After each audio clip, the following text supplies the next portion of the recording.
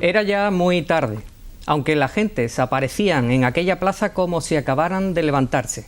Arriba, un reloj blanco de manecillas grandes y negras. La pequeña marcaba ya casi las 12 y la otra, salto a salto, iba hacia la cumbre del círculo. Abajo, miles de gentes irreprimiblemente alegres, por el momento, por los abrazos, por el licor o por cosas así. Aquella plaza mantenía durante días anteriores una asepsia esterilizante y de pronto aquella cosmópolis marabunta, gentío, desmelenado, embadurnaba con papelillos cada volardo junto al kilómetro cero. Y ese gentío jadeaba cada minuto que pasaba.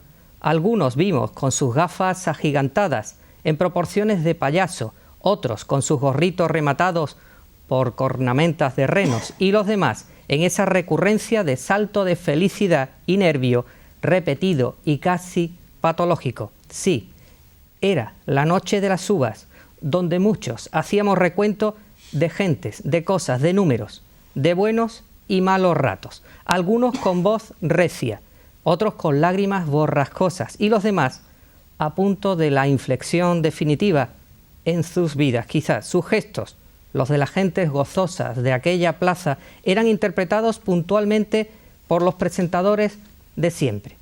Luego, el histerismo, las felicitaciones, el escalofrío emocional, los brindis, los buenos propósitos, para llegar de nuevo al quinto minuto, donde las cosas vuelven a ser como fueron, vuelven a estar donde estaban, y los que nos rodean siguen diciéndonos siempre las mismas cosas. Pero las campanadas nos trajeron esa ilusión que, aunque efímera, vuelve a calentar esa puerta metálica de nuestra alma tan golpeada, tan grafiteada cada día por los unos y por los otros. Así, y ahora, estamos aquí, en este nanoide que es el 2014, de apenas unos días de existencia. Ojalá lo veamos al final del año como ese rey mago bondadoso y próspero, generoso y dorado de barba rizada, y que nos traiga bolsas llenas con regalos para todos. Amigos de 8 Televisión, muy buenas tardes, gracias por estar aquí en este programa de la Fundación Puerta de América, y estamos también hoy otro día más con un invitado muy próximo a nosotros, un investigador, historiador y muy documentado que se llama Manuel Parodi. Don Manuel Parodi, muy bienvenido. Hola Eduardo, buenas tardes. Muchas gracias por estar en 8 Televisión. Te hemos presentado como divulgador, como historiador, como investigador. ¿Qué cosas adornan tu quehacer en el día a día, Manolo?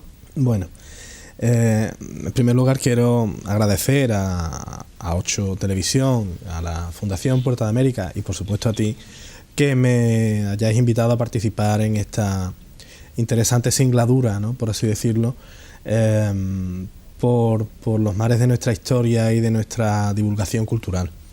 Como tú bien dices, yo me ocupo habitualmente, desempeño funciones y trabajos de divulgación y de investigación histórica en el contexto de la provincia de Cádiz, por enmarcarlo físicamente, pero no solo de la provincia de Cádiz. Yo imparto docencia en los másteres de Patrimonio Histórico y Arqueológico y de Turismo de la Universidad de Cádiz, aparte de ser profesor invitado en distintas universidades de España e incluso algunas fuera de España. Y mi campo de especialización es múltiple, abarcando desde la historia de la arqueología española en general, la historia de la arqueología marroquí del norte de Marruecos también, de la arqueología en Andalucía y en el norte de Marruecos de manera más específica, como también la historia antigua, la historia económica del mundo romano fundamentalmente, ¿no? Son mis campos de especialidad en cuanto a como investigador, pero luego como divulgador histórico, y eso quizá lo sepan mejor los vecinos de localidades como Sanlúcar de Barrameda o Puerto Real, que es donde más me he desenvuelto en ese sentido. Pues vengo desarrollando desde hace ya años esa tarea en la que no somos muchos, pero bueno, lo hacemos con toda convicción de la necesidad de socialización del conocimiento, que es lo que hacéis vosotros aquí también, ¿no? Pues digo que vengo desarrollando funciones y trabajo y tareas de divulgación y de socialización del conocimiento histórico desde va siendo ya demasiado tiempo, que se para uno a pensar desde cuándo, y dices tú, Dios mío, el tiempo que ha pasado y lo mayor que me estoy haciendo, ¿no? Cuando estás hablando de esa divulgación del aspecto y de la historia y de la economía romana, incluso desde el mundo que conocemos del derecho romano, que está tan vigente, ¿cómo te afanas en divulgar o en hacer ver a la sociedad que te rodea que esa historia antigua es extrapolable en determinados aspectos para la mejora del tiempo presente, Manolo? Mira, fundamental, decía San Agustín que solo se ama lo que se conoce, ¿no? Y siempre hay que buscar los puntos de proximidad. Tú acabas de mencionar el derecho romano, que es la base de nuestro derecho, y en lo que toca a nuestro desenvolvimiento cultural y lo que a nosotros nos parece convencional o aquello que pertenece a nuestro acervo cultural, que es múltiple, porque claro, estando como estamos en Andalucía, y más en un entorno como el de la Andalucía occidental, volcada sobre el Atlántico, sobre el estrecho de Gibraltar, con la proyección africana también, y viceversa, no estamos hablando de unidireccionalidad de ese vuelco cultural, sino que estamos hablando de una tierra poderosamente enriquecida por la interacción con todo lo que ha venido de fuera, desde el norte, desde el sur, a través de nuestros grandes ríos, del Guadalquivir, del Guadalete. Quiero decir, nuestra matriz cultural es múltiple, rica y compleja, pero indudablemente la matriz del mundo clásico, la parte del mundo romano, del mundo greco-romano, del mundo latino, del mundo mediterráneo, la luminosidad del mundo clásico, del mundo greco-romano, está ahí, por ejemplo, en lo que estamos hablando. El idioma en el que tú y yo estamos hablando es un derivado del latín, es una forma del latín, con múltiples elementos de otras procedencias, semitas, germánicas, prerromanas, pero es, pues el español, el castellano es una lengua latina. Entonces hay que buscar los puntos de proximidad y de conexión, de manera que se consiga llegar a esa inteligencia, ese entendimiento de que la cultura es una evolución en el tiempo, no es un cúmulo de hiatos y de rupturas, como alguna vez se ha querido explicar. Es una cadena donde todos estamos enlazados con algo o con alguien. Es una solución de continuidad que se enriquece con cada aportación, en realidad.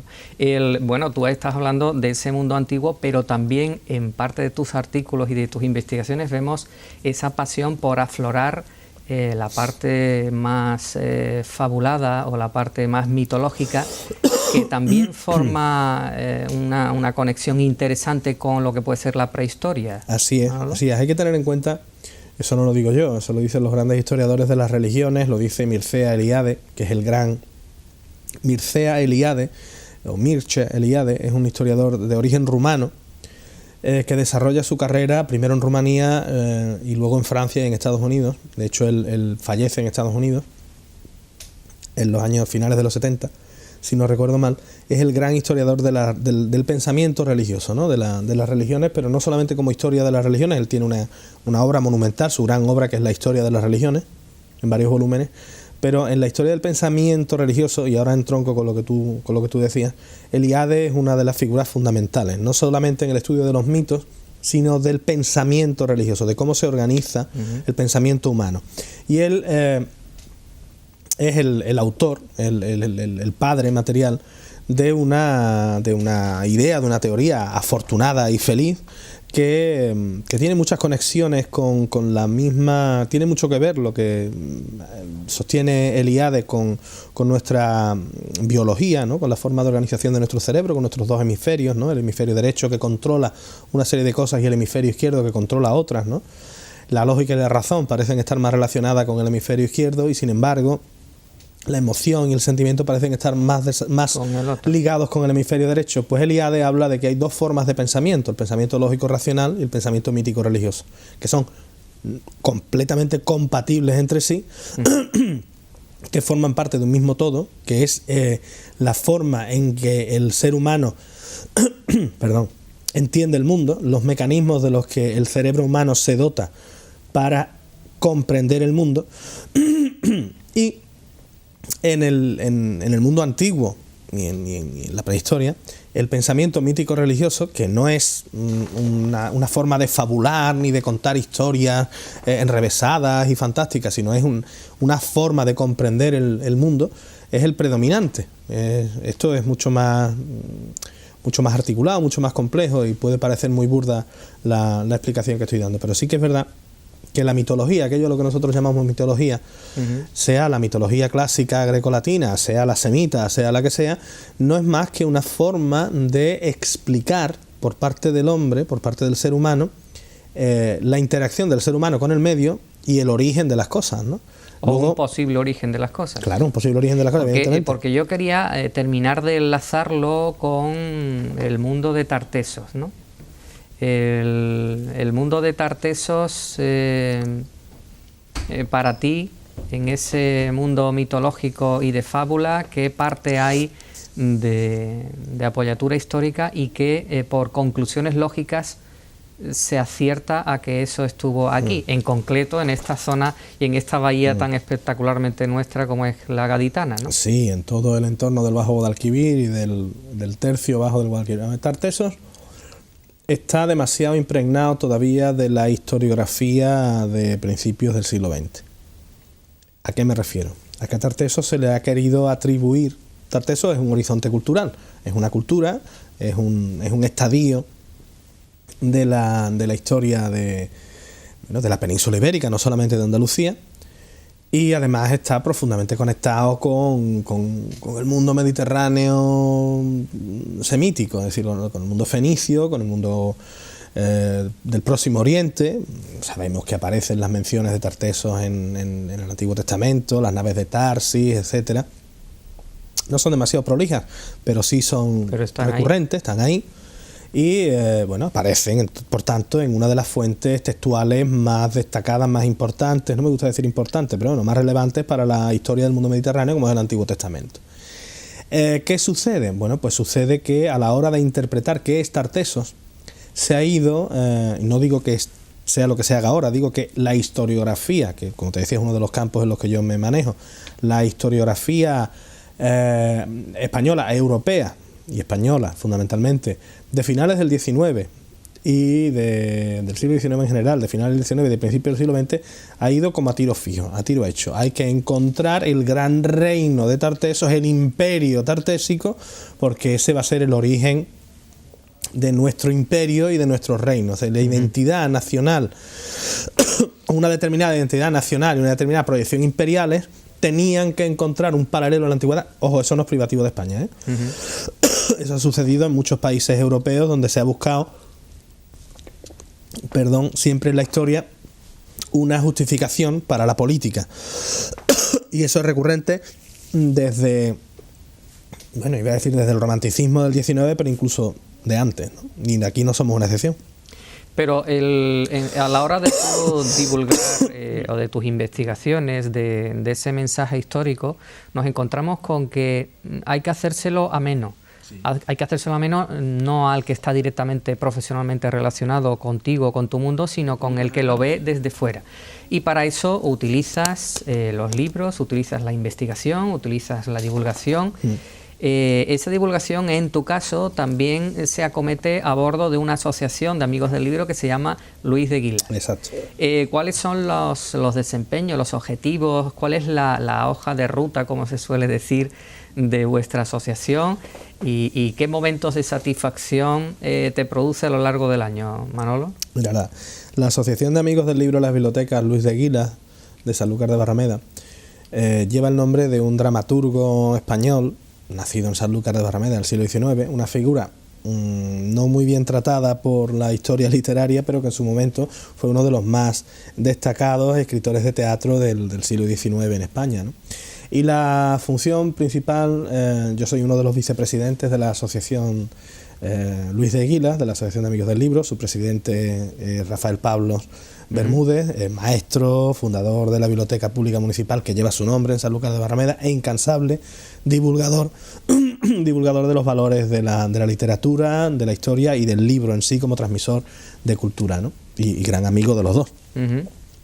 La asociación tiene dos líneas de trabajo fundamentales. Una es con los escolares la difusión de la lectura y el apoyo y la divulgación de la actividad lectora entre los escolares, fundamentalmente de infantil y primaria, pero no se excluye a los de secundaria, en el ámbito de Sanlúcar de Barrameda, y luego pues unas líneas de trabajo para público ya general, no menor de edad, que gira en torno a la literatura, la actividad literaria y la difusión del libro, vuelvo a decir, como transmisor de valores culturales, y otra en torno a la historia, ¿no? Entonces tenemos dos líneas de actuación, pero siempre en torno a la cultura del libro, a la literatura no entendida solo como literatura en un sentido tradicional, sino a la palabra escrita, ¿no? En torno a la palabra escrita. La transmisión escrita de cualquier tipo de conocimiento. El libro y la palabra escrita como elemento fundamental de la transmisión y de la construcción del conocimiento, porque hasta el momento presente es así. Fíjense, amigos de 8 Televisión, que uno de nuestros mensajes a la hora de emitir estos programas con nuestros invitados es tener de testimonio un libro, porque es nuestro patrimonio material y son objetos mobiliarios, son bienes muebles. Estamos tan acostumbrados a los bienes inmuebles que nos han traído esta crisis que hay veces que apartamos de nuestra vista a estos objetos que los debemos llevar muy cerca. ¿Tú crees que esta época de los WhatsApp, de los libros electrónicos, le sigues dando vida al libro físico, a manejar esas hojas, a poder hacer notas en ellos? ¿Cómo ves tú la permanencia del libro como objeto, Manolo? Por eso te hablaba de palabra escrita. Porque lo interesante, verás, yo soy un enamorado del libro analógico. Yo tengo miles de libros y sigo en ello, ¿no? Entonces, el libro es algo que es inherente a nuestra tradición cultural, a nuestras formas culturales, desde que existe la palabra escrita. Otra cosa es el soporte de esa palabra escrita, que ha cambiado a lo largo de la historia, porque ya no escribimos en tablillas de barro, ni en tablillas de cera, ni en inscripciones de piedra, ni en inscripciones de bronce, entonces, ni en pergamino, ni en papiro. Y sí que es verdad que estamos en un momento que parece ser de inflexión, porque parece que vamos a cambiar o que estamos en el vértice de un cambio que se producirá con tiempo, no de manera inmediata, del libro analógico al libro digital, del soporte tradicional, de la tinta y el papel, al impulso electrónico y el aparato digital. No te diré que es lo de menos. A mí personalmente casi es lo que menos me preocupa. Porque el libro por el libro es algo que a mí me apasiona, que me gusta abrir los libros, olerlos, detenerme en ellos, leer una página, en fin, lo que es la cultura del libro, ¿no? Pero además el libro como compañero de vida, quiero decir, como, en fin, que está ahí, ¿no?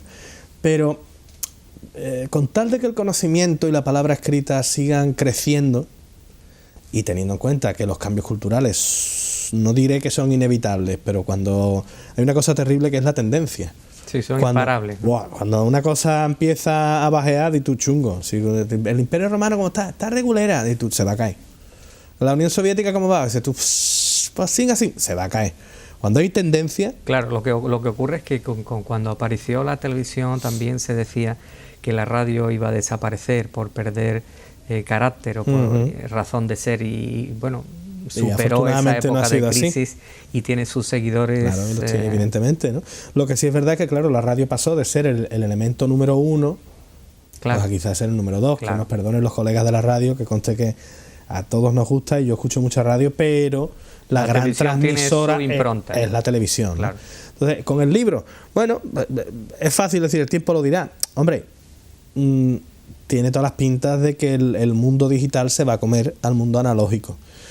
Habrá islas analógicas que pervivan durante más tiempo, porque tú una tarta no te la vas a comer digital, te la vas a comer analógica de toda la vida, y un guiso igual. O sea, hay cosas que afortunadamente lo del tubo del astronauta va a ir a poco, ¿no? Y lo de la pastilla, como en Soylent Green, pues va a ir poco a poco. Y el libro esperemos que vaya también poco a poco, es decir, también es verdad que hay un discurso ecologista, de defensa de la sostenibilidad del planeta, tal cual, porque el libro consume papel. Mire usted, también la energía.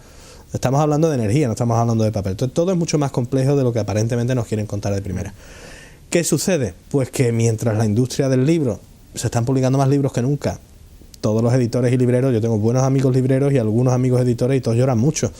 Y no pongo en duda sus lágrimas, pero sí que es verdad que se sigue produciendo palabra escrita sobre papel, ¿no? Sí. Y yo espero que se seguirá produciendo durante, no sé, 500, 600, 700 años más, por lo menos. Lo que pasa es que incluso en estas fechas que hemos pasado, el concepto de regalo, ¿tú crees que se habrán regalado muchos libros Hombre, por encima de otros? Es que de en mi otros casa, años, ¿o? yo soy mal indicador, porque en mi casa siempre regalamos libros, desde que tengo uso de conciencia y O sea, razón. que tú destrozas la media en ese caso a favor del consumo de libros. Hombre, siendo vicepresidente de una asociación de amigos del libro, Es lo que imagínate, procede. ahí ya dice tu chungo, mala pinta trae, ¿no? Algún libro habrá regalado y algún libro le habrán regalado. Y sí es verdad, ¿no? En mi casa siempre nos regalamos libros, no se escapa nadie. Entonces, cuando digo mi casa, digo mis padres, mis hermanos y demás, ¿no? Entonces, ¿qué sucede? Pues que, hombre, nosotros nos empeñamos en la asociación en fomentar la cultura lectora desde los más pequeñitos, desde los niños, y vuelvo a decir que esa es la gran tarea que realizan los compañeros. Yo no me encargo de esas funciones, ¿eh? No estoy haciendo motobombo porque yo trabajo en la línea de adultos de literatura e historia que decíamos más, ¿no? Aunque eso no quita para que colaboren en otras actividades, pero desde el momento en el que el libro se convierte primero en un juego y luego en un compañero de vida, la gente se engancha, los niños se enganchan a la cultura lectora, y lo de menos, hombre, evidentemente son niños que ya... Ayer, por ejemplo, estaba con unos amigos míos, muy buenos amigos, que me hablaban de sus niños, de Alejandro y de Rodrigo, que tienen, pues respectivamente, si mal no recuerdo, 6 y 3 años, ¿no? Entonces me decía mi amiga Nuria, dice, no, es que Rodrigo se pone en la pantalla de televisión y hace así con el dedo, intenta moverla. Claro, ¿por qué? Porque están ahí. A lo que eso es lo que están acostumbrados, con el iPad, con el móvil, tal. Y ¿qué sucede? Que si un niño de 3 años ya se va a la pantalla y hace así, y tú, bueno, pues le va a venir natural leer en un soporte digital. Claro. Y eso no es ni malo ni bueno, eso es. Lo importante es que se lea y que se escriba. Casi lo de menos el soporte. Yo sé que habrá amigos míos que estarán diciendo, ¿qué estás diciendo? Es un herejía, blasfemia. No, sí, lo importante. Vamos a ver, hoy no estamos con los pergaminos como en Roma, ¿no? Simultanear las dos cosas, ¿no, Manuel? Y que antes o después las cosas se van a imponer por peso propio, lo que decíamos antes de la tendencia, Eduardo. Claro. Por más que tú te empeñes, no, tú no vas a retrasar los procesos históricos. Claro. Vamos a hacer un pequeño descanso para nuestros consejos en la cadena en 8TV, y luego en la segunda parte vamos a hablar, viniéndonos mucho atrás en el tiempo respecto de este mundo digital, de la primera vuelta al mundo y de lo que significó para toda la provincia de Cádiz, porque tenemos que divulgar a todas nuestras ciudades y pueblos de la comarca gaditana. Y Manolo, tú nos ilustrarás un poco en cómo crees que eso debe afrontarse y cómo crees que le influirá a nuestra bahía. Perfecto. Por otra parte, en cuanto a la divulgación de ese mismo acontecimiento, tú sigues creyendo que a través de revistas, de conferencias... Sí, yo soy un convencido de la socialización del conocimiento. Tú imagínate, si en historia los especialistas nos limitáramos al campo de la investigación, haciendo un paralelo con la medicina, pues sería tan absurdo como si los médicos no diagnosticaran y no atendieran pacientes. Es decir, solo se limitaran a ir a congresos médicos para contarse lo que estudian entre ellos, ¿no? Entonces... estamos con Manuel Parodi. Vamos a seguir hablando de esta primera vuelta al mundo en la segunda parte del programa. Hasta ahora, amigos.